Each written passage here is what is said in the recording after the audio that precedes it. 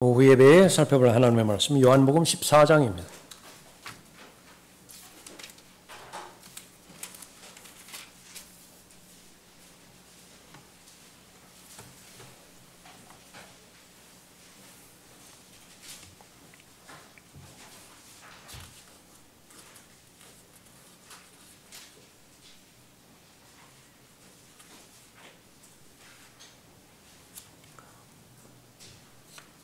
(14장) 1절부터 3절까지 받들어 읽겠습니다.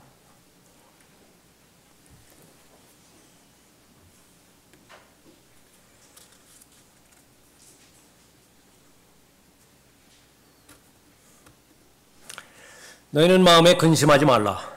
너희가 하나님을 믿으니 또한 나를 믿으라. 내 아버지 집에는 많은 저택들이 있느니라. 그렇지 아니하면 내가 너희에게 말하였으리라. 나는 너희를 위하여 처소를 마련하러 가노라.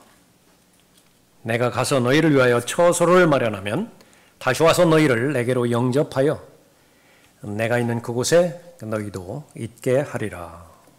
기도하겠습니다. 아버지 하나님, 저희들의 기도에 응답하여 주시고 준비된 찬송을 기뻐 받아들여 주심을 감사드립니다.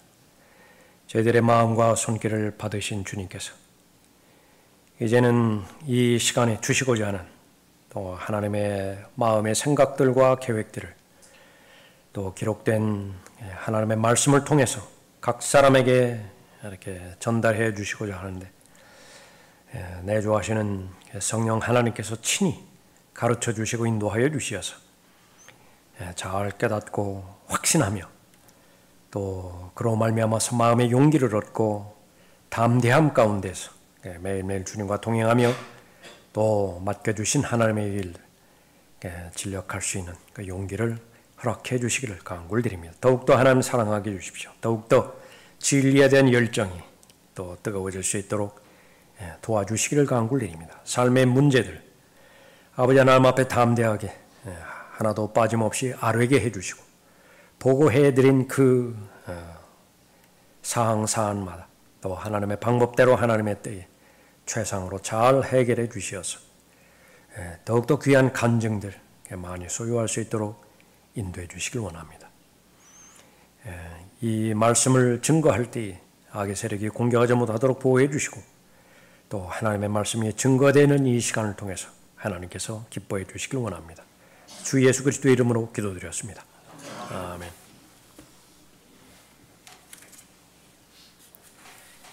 하늘의 처소, 과연 소망할 만한 가치가 있는가? 설교의 제목입니다. 1540년에 필립 멜랑키톤이라고 하는 사람이 병에 걸려서 거의 죽게 되었습니다. 그 친구가 종교개혁가 마틴 루터였는데 소식을 듣고 찾아왔습니다. 반갑게 맞이한 필립 멜랑키톤이 기도 부탁을 하는데 평안히 떠날 수 있도록 기도 부탁을 합니다. 그 말을 듣자마자 루터가 반박을 합니다. 당신을 아직 떠나보낼 수 없소. 우리는 당신이 절대적으로 필요하기 때문이요. 거의 1시간 동안이나 무릎을 꿇고 병을 낫게 해달라고 또 힘을 회복시켜 주시라고 그렇게 기도를 했습니다. 정신을 잃었다가 다시 차렸다가 하는 반복한 이 필립 멜랑키톤이 다시 한번 부탁을 합니다. 이제 생을 마감할 수 있도록 기도 부탁을 한 거죠. 마틴 루터는 계속 똑같은 기도의 제목으로 기도를 했고 이번에는 바로 주변 사람에게 수프를 만들어 오라고 그렇게 주문을 했습니다. 수프를 거절합니다. 먹기를 거절한 거죠. 흔한 말로 곡기를 끄는 거예요. 그리고 나서 세 번째로 말합니다. 왜 날 집으로 가서 안식하게 내버려 두지 않는 것이요. 쉬고 싶다는 얘기죠. 큰 목소리로 그렇게 이야기를 하면 당신을 떠나보낼 수가 없어. 필립, 자, 이 수프를 드시오. 안 그러면 여기에 약간 농이 섞인 것입니다. 내가 당신을 파면에 시켜버리겠소. 카톨릭에서 파면하면 구원 잃어버리는 것이거든요. 예. 그 결과 필립 멜랑키톤 회복되었고 남은 생에 아주 크게 하나님으로부터 쓰임받았습니다. 이 짧은 에피소드, 루터와 그 친구 멜랑키톤의 이 대화의 장면을 통해서 하나님의 사람이 그 극심한 그런 어려운 상황이죠. 얼마나 하늘나라에 하늘의 처소에 가고 싶어 했었던 것인가, 그 마음을 잘 보여줍니다. 하늘로부터 태어난 것이 거듭난 사람이에요. 첫 번째 출생은 땅으로부터 출생이기 때문에 땅 지향적으로 살아갑니다. 땅에 맞게 잘 설계가 되어서 살아가지요. 위로부터 태어난 사람은 하늘에 적합한 그런 본성을 지닌 채 태어나서 하늘에 적합하게 살아갑니다. 골로새서 3장 1절 2절에서 바로 그 부분이죠. 그 위로부터 태어났다고 한다면 위에 있는 것들을 이제 구하게 마련입니다. 그러니까 위에 무엇이 있는 것이냐? 영원한 것들이 다 있어요. 바로 하나님부터 시작해서 그 믿음을 똑같이 소유한 우리 성도들, 여러분과 똑같은 성도들의 고백을 한번 들어봅시다. 베드로예요. 하나님 곧 우리 주 예수 그리스도의 아버지를 송축하리로다. 그분은 그의 풍성하신 자비하심을 따라 죽은 자들로부터의 예수 그리스도의 부활로 인하여 우리를 거듭나게 하사 산 소망을 갖게 하셨으며, 거듭나게 하셔서 산 소망을 갖게 하셨다. 여기에 산 소망 나오면은 거의 대부분 하늘이죠. 영원이죠. 산 소망을 갖게 하셨으며 너희를 위하여 하늘에 썩지 않고 더럽지 않고 쇠잔하지 않는 유업을 간직해 두셨으니 너희는 마지막 때에 나타내려고 예비하신 구원을 얻기 위하여 믿음으로 말미암아 하나님의 능력으로 보호받고 있느니라. 하나님께서 우리를 눈동자처럼 지켜주십니다. 아멘. 하루하루 살아가면서 예상치 못한 사건 사고가 더 많거든요. 그것이 우리가 몰라서 그렇지 보호해 주셨잖아요. 그런데 그 가운데, 그 목적 가운데 하나가 바로 하늘에 예비해 놓으신 그 유업 때문이라 그렇게 고백하고 있습니다. 믿음으로 말미암아 하나님의 능력으로 보호받고 있느니라. 베드로전서 3장 이후의 말씀이죠. 소망할 만한 충분한 가치가 있다. 베드로의 결론입니다. 지금까지 살아오면서 삶의 우선순위는 첫 번째, 두 번째, 세 번째도 고기 잡는 거예요. 쉴 때도 있겠지만 그 쉴 때조차도 배에 대해서 정신이 완전히 풀린 적은 없어요. 늘 마음은 바다에 가 있었고 물고기에 있었고 그랬습니다. 그래서 그 자신의 직업이 자신의 취미였고 또 자신의 레저 생활이기도 했습니다. 그런데 이 하늘의 처소의 소망을 가지게 된 그 이후부터는 삶의 우선순위가, 생활 방식이 완전히 바뀌어져 버렸죠. 그런데 충분한 가치가 있다. 삶의 우선순위가 바뀌어질 만한 충분한 가치가 있다. 그런데 그 삶의 우선순위가 바뀌어져 버렸더니 어떻게 돼요? 지금까지 경험하지 못한 고난과 박해와 어려움입니다. 그건 우선순위를 바뀌지 않으면 겪지 않아도 되는 것입니다. 내가 입을 열지 않으면 지지 않아도 되는 십자가예요. 내가 외치지 않으면 당하지 않아도 되는 박해입니다. 그런데 왜 그것을 감당하는 것이냐? 양팔 저울로 달아봤을 때 비교가 되지 않아요. 그것이 바로 소망입니다. 바울의 경우는 좀 더 독특했죠. 셋째 하늘내 이게 낙원으로 그렇게 하나님께서 불러주신 경험이 있습니다. 그가 낙원으로 끌려 올라가서 말로 다 할 수 없는 말을 들었는데 눈으로 보고 이렇게 봤습니다. 근데 거의 대부분 루스트라에서 돌에 맞아 죽었을 때에 그 영이 성령 하나님에 의해서 낙원으로 올라갔던 것이죠. 정신은 있는데 몸은 없어요. 그것이 무엇이냐 그러면 오른쪽 귓바퀴가 가려운데 손이 있어야 긁죠. 이렇게. 그러니까 본인도 잘 몰라요. 내가 몸 안에 있었는지 몸 밖에 있었는지 잘 모른다고 하죠. 말로 다 알 수 없는 광경을 보았습니다. 들었습니다. 그런데 더 어렵게 만드는 것은 말하면 안 된대요. 말하면 안 돼. 임금님 귀는 당나귀 귀. 죽을지언정 그 소리를 해야 됐었죠. 그러니까 예수님으로부터 기적으로 그 치유받은 사람들도 마찬가지입니다. 아무한테도 이야기하지 말라고. 당분간 이야기하지 말라고. 그게 되나요? 경험을 했는데 봤는데 안 되죠. 그런데 그것을 허락받은 사람이 바로 사도 요한이었습니다.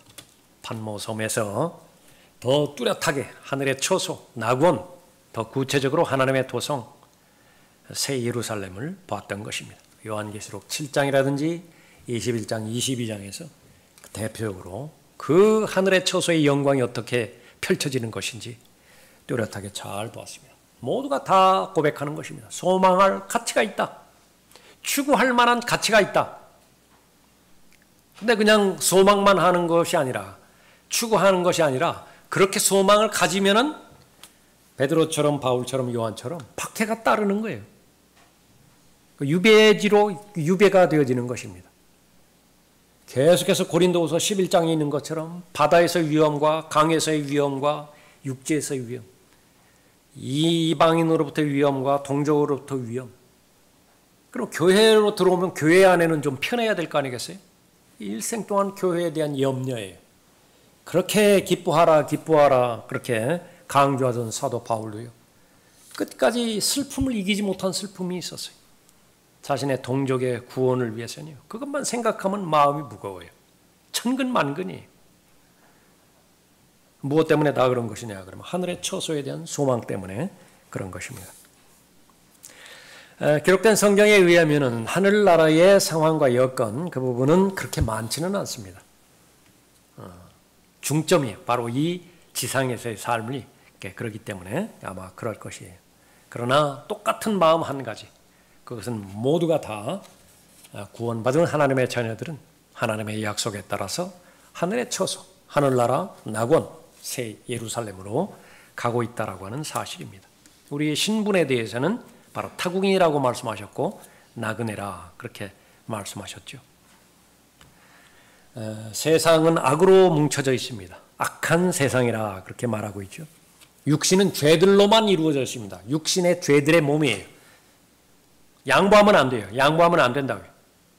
세상에서 좀 좋아 보이는 것도 있지만 그 본질에 해당되어지는 것은 이미 바이러스에 다 감염이 되어 있습니다. 그래서 악한 세상이고요. 육신의 죄들의 몸인 것입니다. 어떻게 싸우지 않고 하루를 견딥니까? 매번 그렇게 싸우다가 넘어지는 경우가 더 많은 경우도 있죠. 그러나 또 일어납니다. 넘어지죠. 또 일어나죠. 우리가 믿어야 될 것은 한 걸음 한 걸음 더 하늘의 처소에 가깝게 다가간다라고 하는 사실입니다. 우리의 마음 가운데 위의 것을 구하는 마음을 허락해 주셨고 하늘의 본향, 우리의 집인데 그것을 사모하는 마음을 허락해 주셨습니다. 충분한 가치가 있는 것입니다. 하늘의 처소, 과연 소망할 만한 가치가 있는 것인가? 있습니다.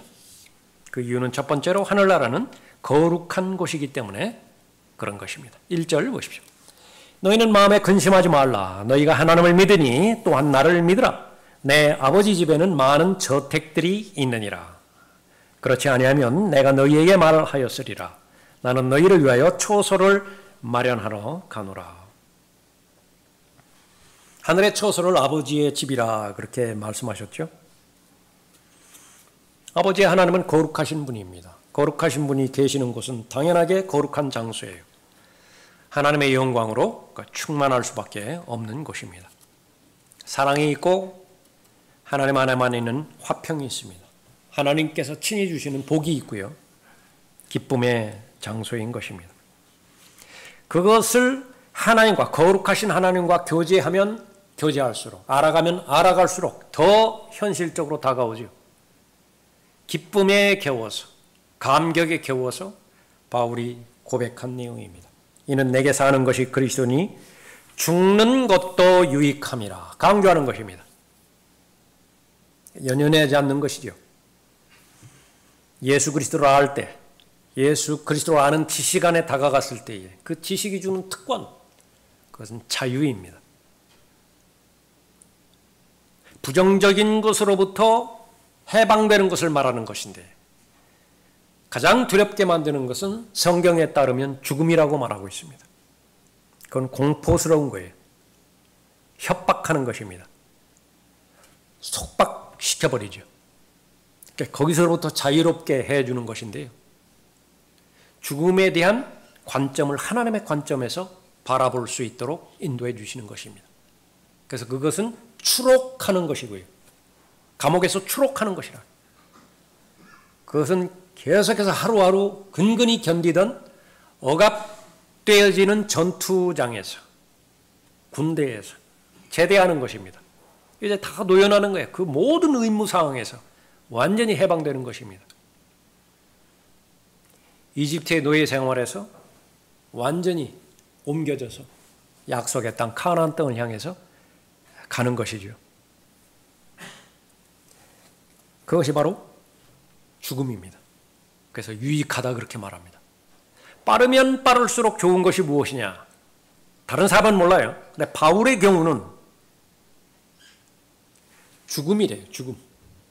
그건 빠르면 빠를수록 좋아요. 그런데 죽음이 늦춰지는 데에는 이유가 있고 그 이유를 자신이 잘 알았을 때 그러니까 자기는 무엇을 선택해야 될지 그 부분에 있어서는 갈팡질팡한다.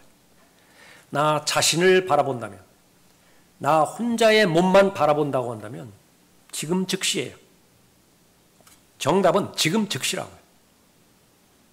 그런데 부모가 없이 혼자 살아가야 되는 손자가 있죠. 그 손자 생각하면은 아직은 아니에요. 그 손자가 좀 독립할 때, 그때까지 좀 견뎌줘야 돼요. 월남 전쟁에서, 베트남 전쟁에서 기간이 다 됐습니다. 이제 제대해서 가족품으로 돌아가야 되는 미군 군목의 고백이죠. 얼마나 많이 기다렸겠어요? 그런데 그 당시에도 계속 죽어나가요. 그 죽음의 그 사선에 투입되기 직전, 바로 전날 병사들은 두려움에 떨고 있습니다. 그러니까 도대체 누가 위로해 주죠? 그러니까 자신이 떠나버리면, 그러니까 그 남은 군사들 때문에 잠시 미루는 것입니다. 제대를 미루는 거예요. 정말 자신의 가족을 보고 싶고 사랑하고 그러지만은 그러나 의지적으로 더 중요하고 더 가치 있는 것을 판단해서 미루는 것입니다. 같은 명맥입니다. 이는 내게 사는 것이 그리스도니 죽는 것도 유익함이라. 그러나 만일 내가 육신으로 산다면 이것은 내 수고의 열매니 무엇을 선택해야 할지 나는 아직 알지 못하노라. 내가 그 둘 사이에 끼어 있으니 내가 떠나서 그리스도와 함께 있을 욕망을 갖는 그것이 훨씬 좋으나. 그래서 하늘의 소망을 갖게 되어졌을 때 이 특권은 무엇을 하든지 좋아요. 이 땅에 계속 남아있어도 좋은 것이고요.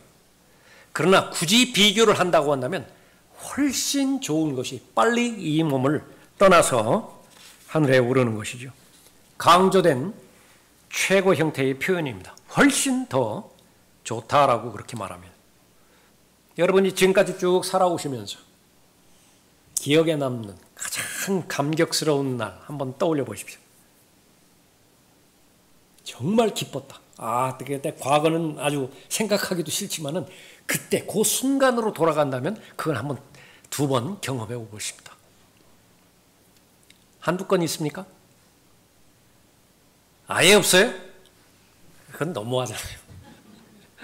한두 건 있을 거예요. 기억에서 사라져서 그렇지. 그 날 하나 여기 이쪽 저울에 달고요. 하늘의 처소에 올라갔을 때 거기서 가장 나쁜 것은 없겠죠. 상상을 한번 해봐요. 거기서 최악의 날이다. 그걸 이쪽 저울에 탄다. 이게 비교가 안 돼요. 이 저울이 유지가 안 된다고요. 그냥 달자마자 그냥 비교가 되어져 버리는 거죠. 훨씬 더 좋다라고 하는 그 표현입니다. 이는 현재의 고난들이 우리에게 나타나게 될 영광에 감히 비교되지 못한다고 내가 여기기 때문이라. 성경에서 여긴다라고 하는 것은 믿음과 동의어죠. 믿는 거예요. 아무리 여기서 악한 일이 일어나 보라고요. 그 악한 일은 하나도 빠짐없이 하늘과 직접적으로 연결이 되어 있습니다. 그러나 그 강도가 더 심하면 심할수록 받을 영광의 비중은 더 무겁다고요. 그래서 아무에게나 고난을 주지 않습니다. 고통을 주지 않아요. 감당할 그런 역량이 있으면 주는 것입니다. 우리가 무슨 질병에 노출되어 있다든지 고통에 그렇게 노출되어 있다든지 했을 때요. 그 질병이나 그 고통 전체를 다 앓는 것이 아니에요. 사람에게는 방어 기제라고 하는 것이 우리 태어날 때부터 거기 내장되어 있기 때문에요. 감당하지 못하잖아요. 그러면 쇼크가 와버립니다. 그냥 기절시켜버리는 거예요. 감당이 안 돼요. 그러나 죄가 없으신 예수 그리스도께서 당하신 모든 고난과 십자가에서의 그 죽음, 특히 그 부분에 있어서는요. 그런 쇼크가 없어요. 고스란히 다 받아내는 것입니다. 그 고통을, 그 감내를.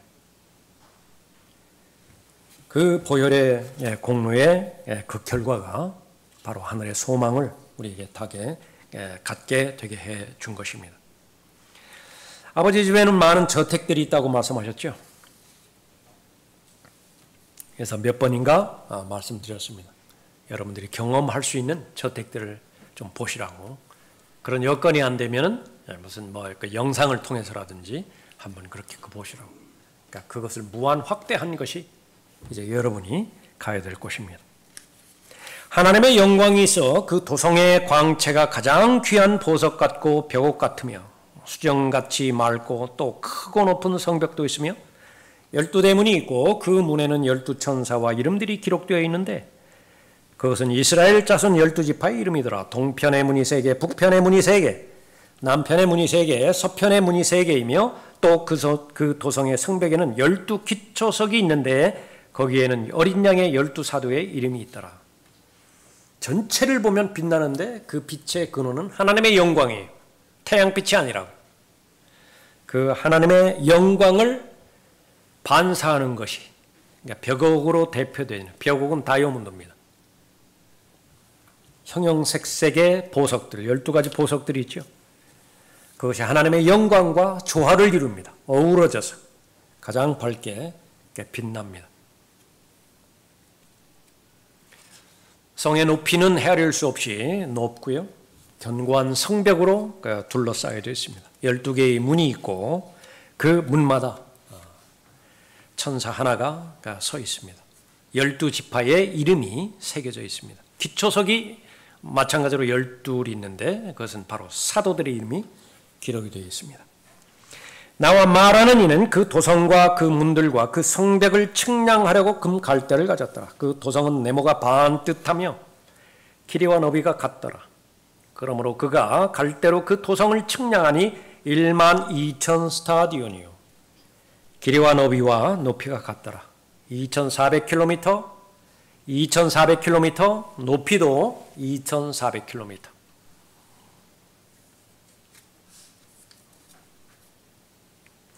(80억 명) 지난주가 지지난주에 한번 잠깐 소개해드린 것 같은데 구원받은 사람을 80억 명으로 나왔다면 거의 2배 그렇게 부풀린 거예요. 그래, 넉넉하게 잡자고 말이죠. 80억 명의 사람들에게 단층 건물이 주어지는데 지금 이거 몇 미터 됩니까? 3미터로 측정을 했어요. 3미터 되어지는 단층 건물 286평짜리입니다. 라크만 목사님이 계산한 거예요. 286평짜리 단층 건물을 그렇게 주고요. 거기에 마당이 딸립니다. 연못이 딸리고 정원이 딸립니다. 전체를 다 측정해 봤더니 1200평이에요. 1200평짜리. 그래서 혹시 그렇게 발견하게 되는 그 전체 넓이가 한 1200평 정도 된다 그러면은 거의 가깝게 그렇게 계산해서요. 아, 저 정도에서 내가 살겠구나. 이렇게. 그러나 그 내용이라든지 그 부분들은 비교가 되어지지 않죠. 나머지 지역들, 그것은 공동 영역입니다. 거기에 많은 공원들이 있고 호수들이 있고 광장들이 있고 물론 하나님의 보좌도 있고요. 보좌로부터 흘러나오는 생명수의 강도 있고 생명나무가 그렇게 있는 커다란 숲을 위한 공간도 있습니다. 하늘의 처소예요. 거기에는 무슨 낙후된 도시라든지 재건설 지정된 영역이라든지 그런 것은 전혀 없습니다. 제가 몇 년 전에 만덕에서 주공 임대에서 살 때 그 앞에 그 맞은편에 또 하나의 아파트가 있었는데 이름 잊어버렸어요. 근데 거기는 임대주택이 아닙니다. 이쪽은 임대주택이고요. 그 맞은편 그 주택도 제가 보기에는 별 뭐가 아니에요. 그런데 상당한 알력이 존재합니다. 누가 거기를 가느냐 안 가느냐에 따라서 신기하더라고요. 네. 요한계시록 21장 1절부터 8절까지 보면 모든 부정적인 요소들 절대로 이 하늘의 처소 들어갈 수가 없는 것입니다. 웅장한 도시고요. 하나님의 영광이 빛나는 도시는 것입니다. 너희는 마음에 근심하지 말라. 어떠한 염려도 없어요. 근심도 없어요. 위험 요소도 거긴 절대로 발견되지 않는 것입니다. 하나님께서 그들의 눈에서 모든 눈물을 닦아내시며 다시는 사망이나 슬픔이나 울부짖음이 없고 고통 또한 없으리니 이는 이전 것들은 다 사라져버렸습니다. 한숨이 없습니다. 다른 사람에게 말하지 못할 회의도 없어요. 후회도 없는 것입니다. 우리는 하루하루 살아가는 데 있어서 얼마나 치열한 전쟁 가운데서 살아갑니까? 땀 흘려야 되죠. 일하면 일할수록 이제 몸은 망가지게 되어 있습니다. 뇌가 망가지든지, 그러니까 육체가 망가든지, 그 이전보다는 더 열악해져요. 일을 하면 할수록. 속도는 사람마다 다 다르겠지만, 거기에서 만나는 어려움이 한두 가지겠습니까? 거기에는 아픔이 있고, 좌절이 있고, 낙담이 있습니다. 그런데에 바로 부활의 소망과 영생의 소망을 가진 사람, 하늘을 바라봅니다. 하늘의 처소. 소망할 만한 가치가 있는 것인가? 왜 없겠어요?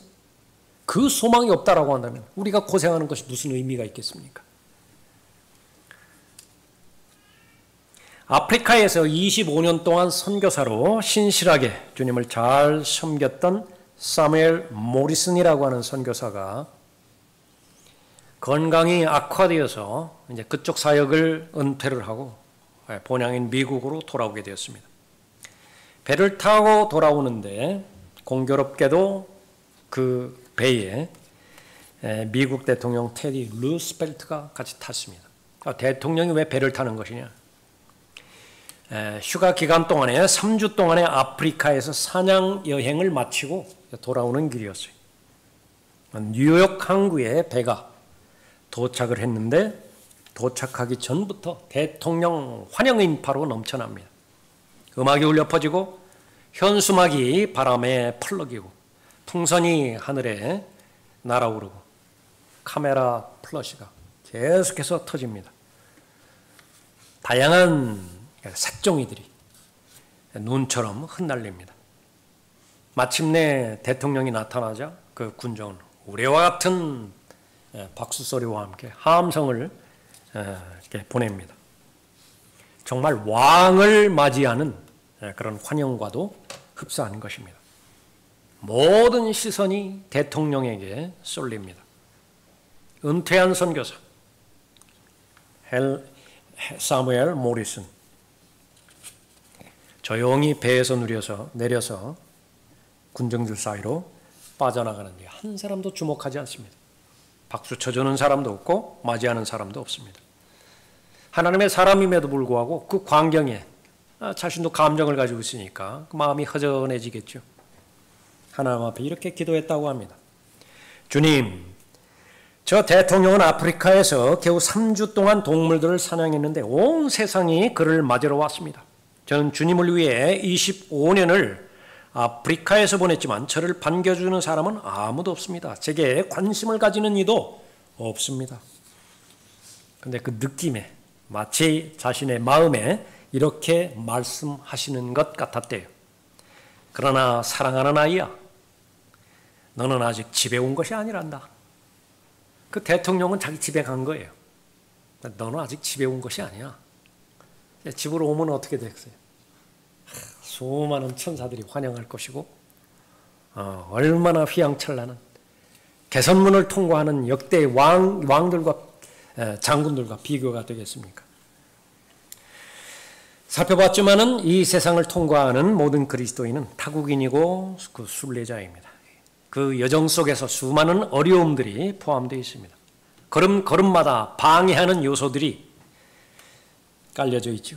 죽음이 그렇고 질병들이 그렇고 낙심하고 우울하게 만드는 마귀가 쳐놓은 직간접적으로 공격하는 모든 공격들이 바로 그 부분입니다. 그러나 하늘에 쳐서 소망을 두는 사람, 바로 하나님의 자녀들이죠. 하늘에 쳐서 과연 소망할 만한 가치가 있는 것인가? 두 번째로 하나님에 쳐서, 하늘에 쳐서는 거룩한 사람들이 있기 때문에 사모할 가치가 있는 것입니다.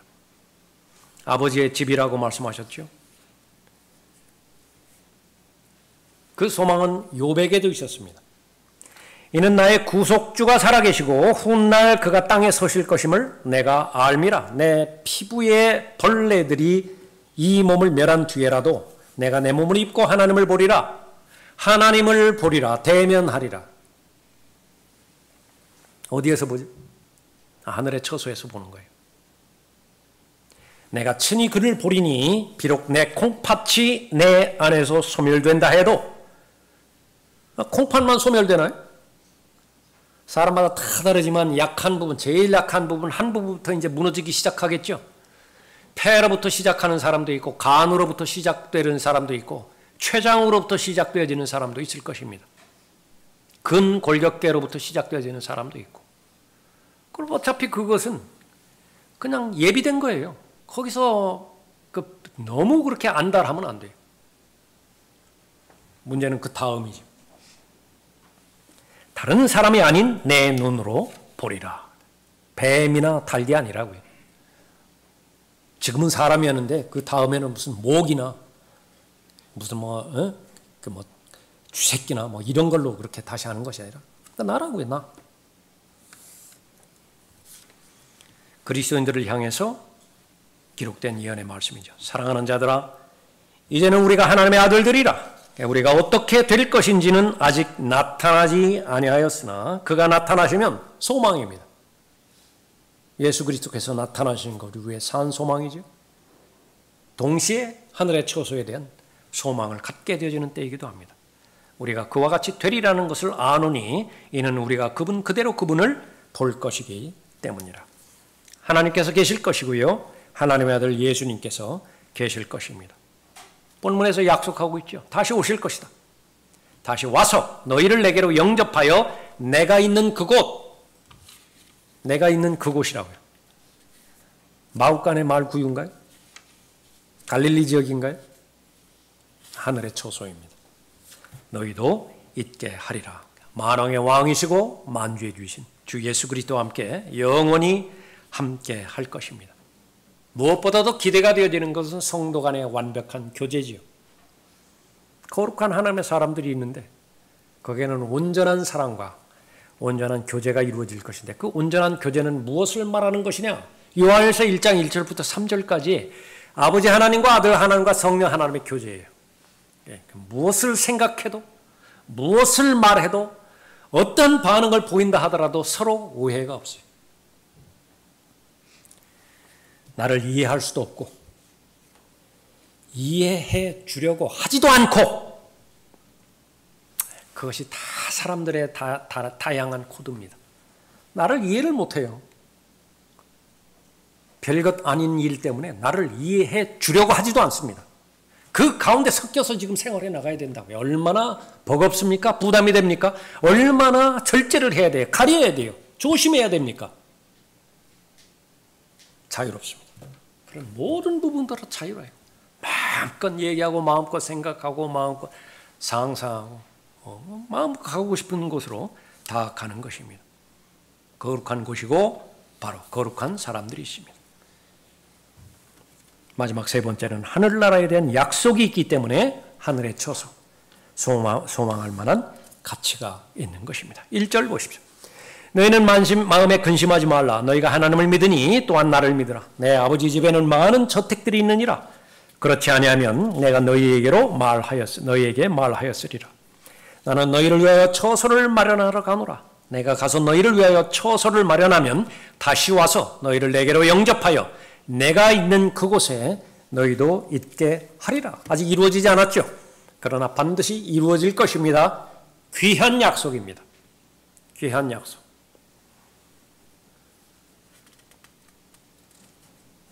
기록하라. 이제부터 주 안에서 죽는 자들은 복이 있도다. 성령께서 말씀하시느니라. 이는 실로 그들은 자기들의 수고를 그치고 쉴 것이요 그들의 행위가 그들을 따를 것입니다. 오전에도 살펴봤지만은 안식입니다. 참된 쉼입니다. 수고하고 무거운 짐진 자들아 다 내게로 오라. 예수 그리스도께로 왔을 때 우리는 안식을 누리고 있죠. 그러나 부분적인 안식입니다.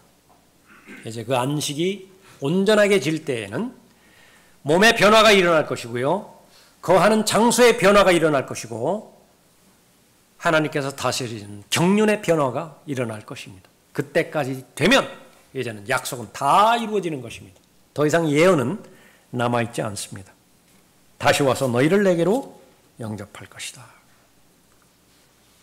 주님과 함께 영원히 있을 것이고요. 그것이 하늘의 처소이고 또 주님처럼 될 것입니다. 그것을 신비라고 말했어요. 신비. 이해하는 데 한계가 있습니다.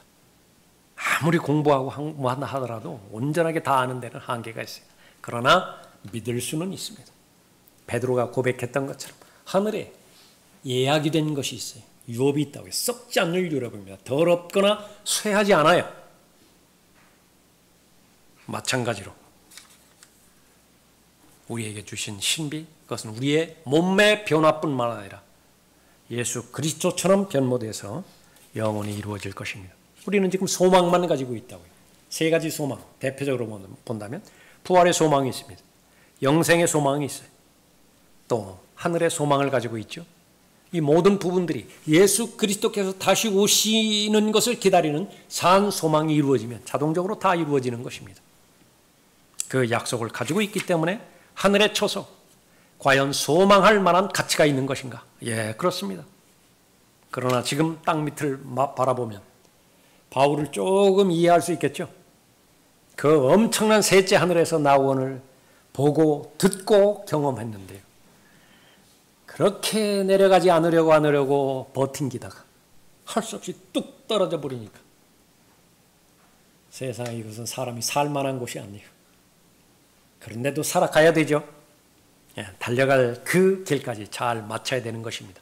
소망 없이 어떻게 완주했을까요? 바울이. 소망 없이 어떻게 자신의 달려갈 길을 다 마쳤겠습니까? 자신은 이제 끝냈습니다. 예수님의 남겨진 발자취 잘 다다랐고요. 이제는 그 다음에 믿을 사람들, 이제 여러분의 세대까지 왔죠. 동일한 약속의 말씀이 여러분에게 주어진 것입니다. 소망, 다른 것은 소망은 변색될지 모르지만 세상이 약속한 소망, 그것은 이루어지는 순간에 이제 다 물거품으로 다 끝나버리는 그 부분이지만 하나님께서 주신 소망, 그것은 영원히 지속되어질 만한 가치가 있기 때문에 우리가 소망할 만한 가치가 있는 것입니다. 이제 여러분의 현실로 돌아와 보십시오. 여러분은 그 소망을 지닌 상태에서 여러분을 가장 괴롭히고 있는 것이 무엇입니까? 여러분을 가장 마음 졸이게 만드는 것이 무엇입니까? 그것을 바로 오늘 본문에서 말씀하시는 하나님의 소망과 잘 비교해 보십시오. 거기에는 능력이 있습니다. 작게 보이게 하는 능력이 있습니다.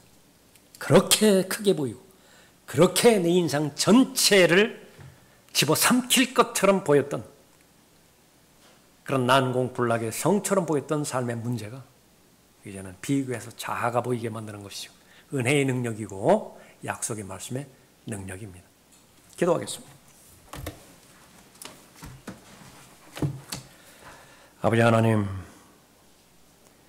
이러한 저희들에게 무엇과도 바꿀 수 없는 가치 있는 소망을 주시기 위해서 예수님께서는 하나님의 어린 양으로 이 땅에 내려오셔야 되었고, 그 하늘의 처소, 그 상하 궁전으로 예표되어지는 가장 완벽하고 거룩하고 하나님의 영광으로만 가득 찼던 그곳에서 이 땅으로 내려오셨습니다. 그 목적은 가장 가난한 죄인들을 가장 부유하게 만들고자 하는 것이었는데, 십자가를 통하여 그것이 실현되게 해주셨음을 다시 한번 감사를 드립니다. 그러나 그것이 이미 이루어졌음에도 불구하고, 그 소망이 이미 주어졌음에도 불구하고, 약속이 이미 하나님의 자녀들의 소유임에도 불구하고, 육신의 의심으로 말미암아서, 또 세상에 급격히 변하는 풍조로 말미암아서, 또 이 전체를 공략하고 있는 마귀의 거짓말과 미혹과 불신으로 인해서 소망 없이 하나님의 자녀들을 살아가게 만들고 있습니다. 그러나 이 자리에 머리 숙인 하나님의 자녀들은 하나님을 사랑하고 있고 하나님의 진리의 말씀을 믿을 수 있는, 또 하나님을 신뢰하는 그 소망의 자녀들임을 주님께서 알고 계십니다. 다시 한번 저희들에게 주신 이 약속의 말씀 마음속에 잘 간직하고 자신의 믿음과 잘 결합함으로 인해서 하루하루 살아가는 데 있어서 그 어떤 위험과 어떤 어려움이라 하더라도 소망의 능력으로 잘 극복하게 나아가요. 다시 오실 예수 그리스도를 기다리는 소망 가운데서 주님과 동행할 수 있도록 복 주시기를 간구를 드립니다. 주 예수 그리스도의 이름으로 기도드렸습니다. 아멘.